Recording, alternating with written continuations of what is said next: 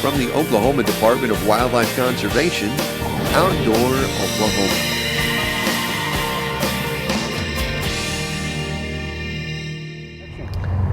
Well, hello and welcome to Outdoor Oklahoma. I'm Todd Craighead. You know, most anglers worth their salt recognize the importance that underwater structure has on their success. And likewise, fisheries biologists also recognize the importance of structure when it comes to fish production and growth. But when it comes to structure like sandbars and rocks and drop-offs or even vegetation, there's usually limitations on what biologists can do to create or enhance the structure. Well, fortunately, fisheries biologists have a relatively cheap and highly effective trick up their sleeve. It's the tried and true brush pile.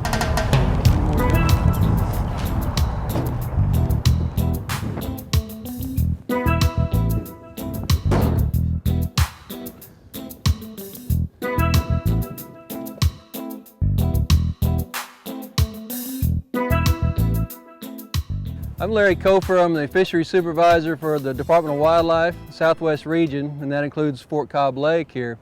We've been working on this lake for a long time, and when we do brush piles here, we usually put them in deeper water. That's been our normal protocol, so people can catch fish out of 15 or 20 feet.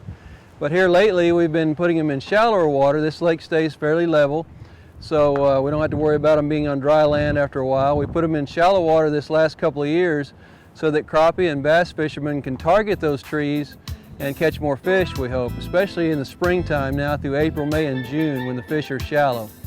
And we've been doing that. We're up to almost 500 trees now, and about 3/4 of them are trees you can see the tops of in 5-6 feet of water.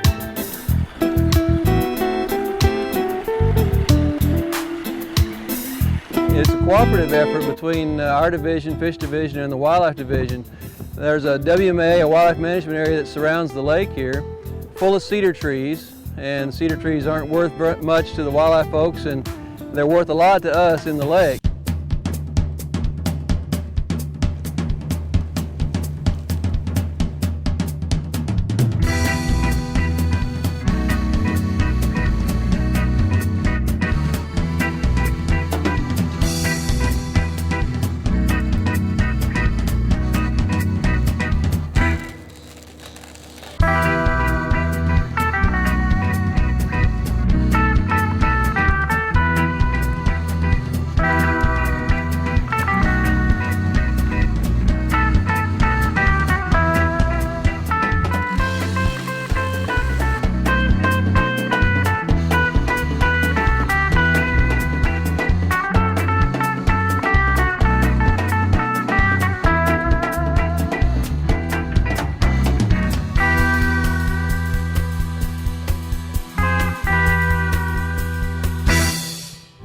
We're taking them, they're cutting them for us. We haul them to the beach, put them on the boat, drop them into the water, sink them, and anchor them down in these coves.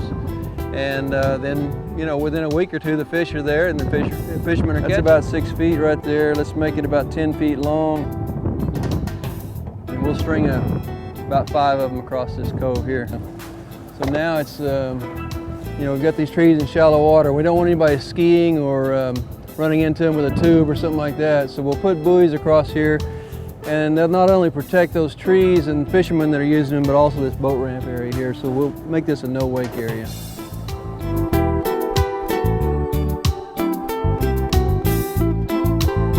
This is like a lot of our coves where we had deeper brush piles from years back. You know, we've been doing this for 20 years or so, and now we've supplemented those deeper brush piles with a lot of shallower ones, so the fish that are in those deeper brush piles have a place to go up and spawn in shallow water now. And you can see the trees a lot better.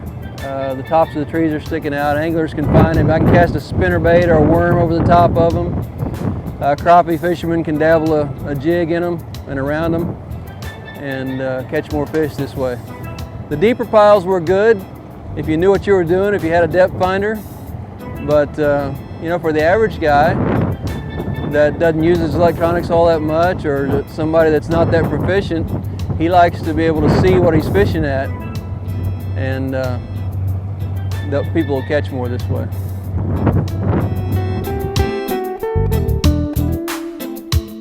You know, for years we put out buoys that mark brush piles, and people may think there's just one tree under there, but we go back every other year or so and put more trees in. So under one buoy there may be, in our case, in this part of the state, a dozen trees around it. Some of them fresh, some of them are a little older. But in some cases we put out 2 buoys and there's trees between them, maybe 20, 30 trees in between there. And now lately we've been going to these places where we had older brush piles and putting in trees around the old buoys, but also filling in around these shallow areas like in this cove. So basically a fish, no matter what time of year, he's got a place to go in this cove. Anybody can do this. You know, if you have a pond, it's a good way to attract fish, and at least when you go to the pond, you go fishing, you'll know where the fish are. I've caught a lot of fish out of brush piles in farm ponds.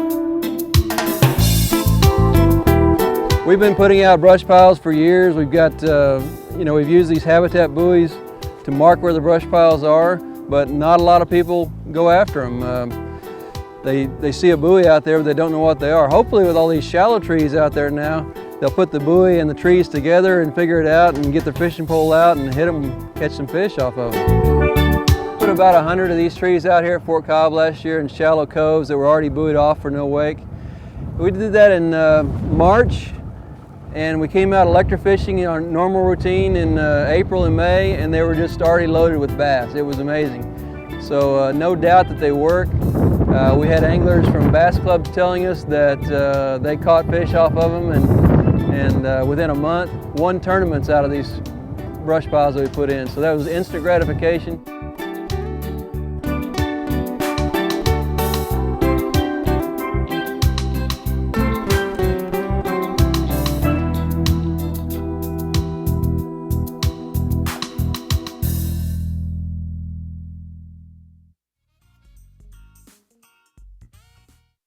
You know, not that you actually need it proved to you just how effective fishing brush piles can be.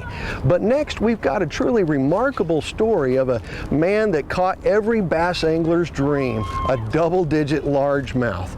But the coolest part of the story is that he actually caught it at Fort Cobb off of one of Larry's brush piles just weeks after it was placed. Went in there a few times and got bit and missed a few fish. We knew that we needed to stay on that brush pile, that the fish were definitely there. Probably about the 30th or 40th cast into this brush pile, I hooked onto this big fish.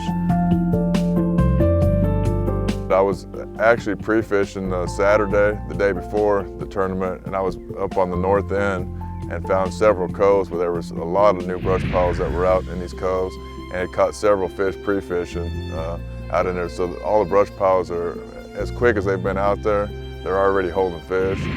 And again, I mean, I can't thank the Department of Wildlife for the things that they do. And you know, to be able to go to a lake that you're not familiar with and find these brush piles and find fish.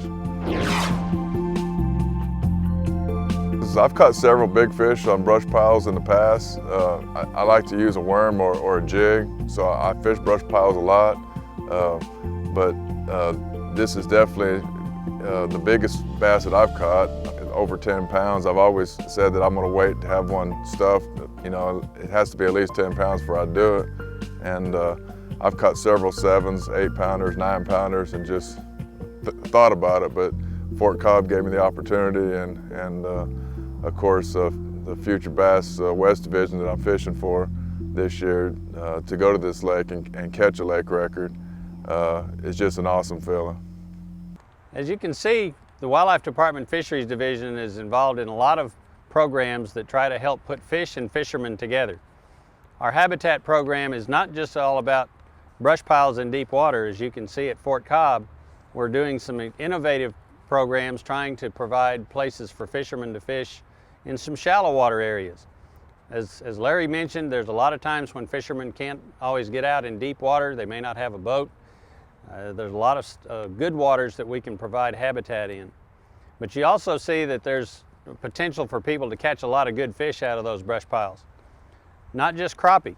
A lot of folks figure that these brush piles are really crappie attractors, but you can see that they do attract some bass now and then too, especially big fish. In this case, that fish was a lake record. Our new lake record program helped document the fact that Mr. Kaufman's fish was the lake record bass for Fort Cobb. We were lucky enough soon after that to be able to get some tissue samples off of that fish that help us evaluate another one of our programs, and that's our Florida bass stocking. We wanted to try to take tissue samples to determine whether that fish was a Florida bass that we had stocked or if it was the offspring of some fish we had stocked at some time in the past. Mr. Kaufman was gracious enough to allow us to take samples from that fish, and then we had the University of Oklahoma's biological station at Lake Texoma do an analysis of that tissue to tell us whether or not it was in fact a Florida that we had stocked. This is a 10.6 pound largemouth bass that was caught at Lake Fort Cobb. It's the current lake record from that lake. It was caught in a tournament about a week ago.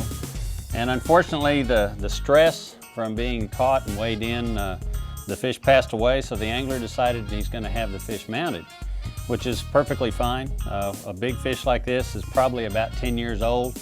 They don't live a whole lot longer than that. And all we'll do is take a little piece of the fin. This is the side that the angler's not going to see when he has the fish mounted. The pretty side is the other side. And we'll just snip off a little tiny piece of this fin tissue and put it in a vial of alcohol and send it to the lab for testing. The reason that we're doing this now, with this type of sampling with DNA, taking fin clips, we call them, is that we can do this now on all of our lakes without having to kill the fish. When our biologists are out doing their sampling in the springtime, they can take samples from the fish that they collect during their electrofishing surveys, and we can get some information on the genetic makeup of all of the bass populations where we stock Florida bass. Because we want to make sure that with our Florida bass program that we're seeing dividends from it. If we want to take the time to raise and stock those fish, we want to see if these big bass that are coming out of our lakes are the result of our stockings. So what I'll do is I'll come in here and I'm just going to take a little tiny piece of fin tissue here that's probably no more than about the size of a pencil eraser, and I'll cut it off. A little tiny piece of fin tissue right there has enough DNA in it to tell us what we need to know. Okay. Put that in the vial.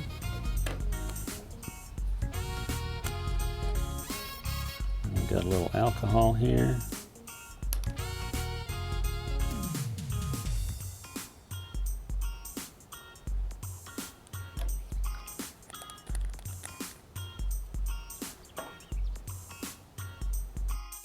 That's it.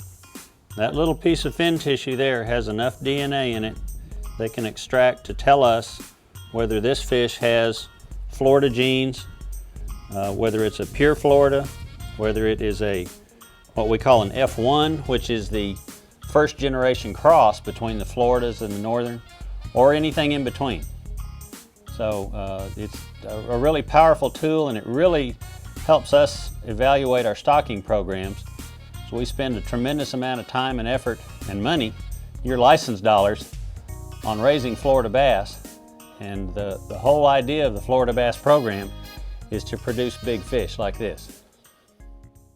As a postscript to that, we were able to get the results back from the University of Oklahoma, and it turned out that that fish was in fact a fish that had Florida genes in it. It wasn't a pure Florida bass, however, so it wasn't one of the fish that we had stocked years earlier. What it is a fish called a back cross, which means the Florida bass that we stocked grew up and matured and mated with a native bass, and then those offspring grew up and mated with another native bass. So it's actually 2 generations removed from the fish that we had stocked. But it still had Florida genes in it, and enough to grow up to be a 10-pounder. One of the things we've seen, however, is that as you get further and further from those original Florida genes, they get diluted. And that's why we have to stock Florida bass in a lot of our lakes every 2 or 3 years to maintain that genetic component. But as you can see at Fort Cobb, when you've got good habitat, the brush piles that were put out, you've got plenty of forage, and you've got the right genetic makeup, you can produce some big fish. Mr. Kaufman's lake record 10-pounder is proof of that.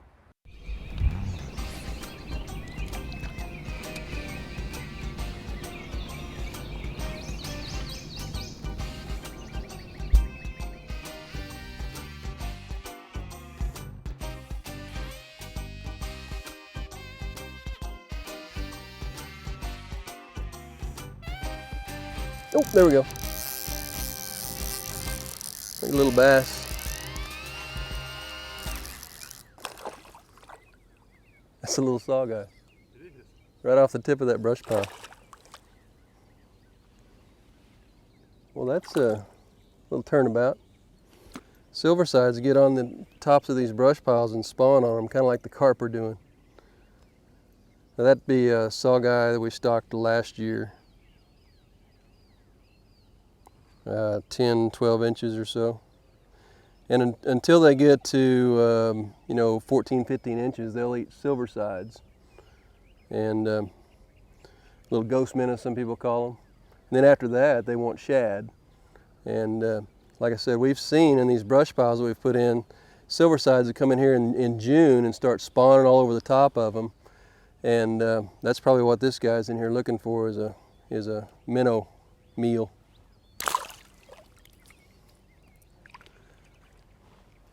So it's really amazing, what habitat will do and how much it does for fishermen and fish. I mean, we've got crappie come into these piles, bass come into them. Obviously, once in a while, a saw guy will come by and use them. Carp and gar also, but critters get a lot of use out of them. We'll see birds perched on them sometimes. They're out here fishing too. Well, next time you're looking for a great place to wet a line or maybe even catch a lake record, look no further than your closest fish attractor buoy. Whether it's bass or crappie, or as Larry even showed us, saw guy, a brush pile can be a fisherman's best friend. Thanks for joining us today. For all of us at your wildlife department, I'm Todd Craighead, and we'll see you somewhere new next time on Outdoor Oklahoma.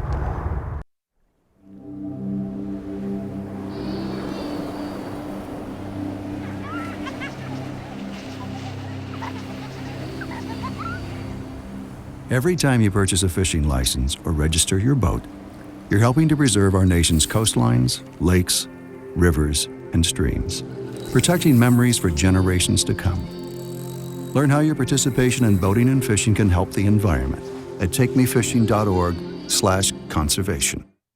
With all the talk these days about stimulus packages, I want to remind you about a stimulus program that's been around for almost 75 years. It's called the Pittman-Robertson Wildlife Restoration Act, and since 1937, it's been funded by the excise taxes you pay on firearms, ammunition, and archery equipment. Back in the 1930s, most all wildlife in America was in as much trouble as Wall Street is today. Indeed, some species were on the brink of extinction. Fortunately, the dollars from the Pittman-Robertson Act helped start a remarkable comeback.